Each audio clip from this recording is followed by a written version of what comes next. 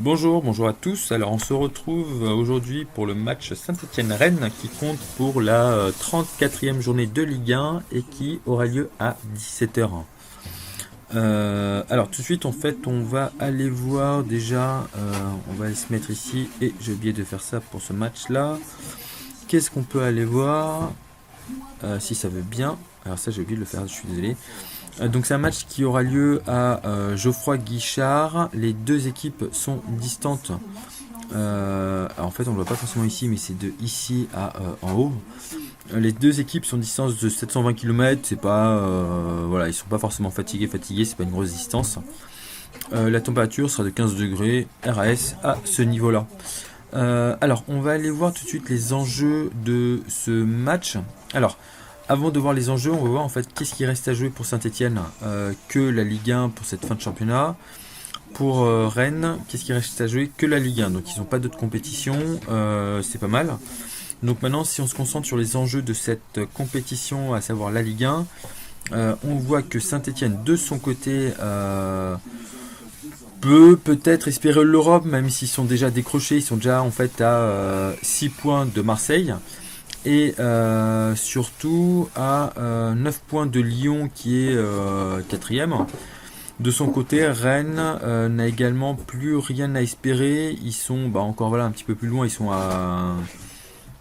Ils sont à 43, voilà, 11 points en fait de Lyon. Et ils sont également décrochés au niveau de Lorient. Alors très sincèrement, ce match en fait pour moi il n'y a plus forcément d'enjeu. On va voir brièvement en fait ce qu'il en ressort. Mais pour moi, en fait, déjà comme ça, vu qu'il n'y a plus d'enjeux, les joueurs ne sont peut-être pas forcément motivés. Voilà, pour moi, en fait, il n'y aura pas forcément grand-chose à espérer. Au niveau des joueurs, il y a Pogba en fait qui sera absent, Bengue en fait qui sera absent, tous les deux en fait en défense, milieu de terrain Pajot également. Amalfitano en fait du côté de Rennes sera absent ainsi que Danze en défense. Bon, voilà ce qu'on peut dire. Au niveau des joueurs, de la compo probable. Bon, voilà. Alors cette vidéo en fait elle va vraiment finalement être très courte, plus courte que prévu. Parce que en l'état, vu qu'il n'y a plus du tout d'enjeu en fait de part et d'autre, les joueurs ne vont pas forcément être motivés.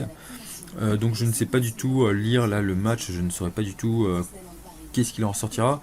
Les codes sont plutôt équilibrés, peut-être avec un avantage pour Saint-Étienne qui joue à domicile, donc c'est ceci expliquant peut-être cela. Mais quoi qu'il en soit, enfin moi en l'état je ne pourrais pas du tout analyser ce match, je ne pourrais pas du tout lire ce match, prévoir ce qui pourrait se passer. Comme il n'y a pas d'enjeu pour les équipes, peut-être de finir en fait l'une devant l'autre, mais encore que cela ne servira à rien. Cela ne servira à rien. On va juste aller voir en fait le calendrier de Saint-Étienne. Saint-Étienne donc rencontre Guingamp, Bordeaux, Paris, Monaco.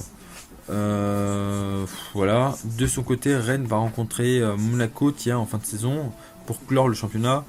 Quand Montpellier, Bastia, ils pourront peut-être prendre des points, pourront peut-être finir devant Saint-Étienne, mais encore qu'il n'y a aucun intérêt en soi. Donc on va s'arrêter tout de suite. Et ce que je vous invite à faire, c'est de regarder la prochaine vidéo qui devrait donc parler de Saint-Étienne, pardon, de Monaco face à Lyon, que on va analyser tout de suite. Et n'oubliez pas de vous abonner et de cliquer sur le lien qui se trouve en dessous pour voir les prochains matchs sur lesquels il faut parier. Moi je vous retrouve très vite, ciao.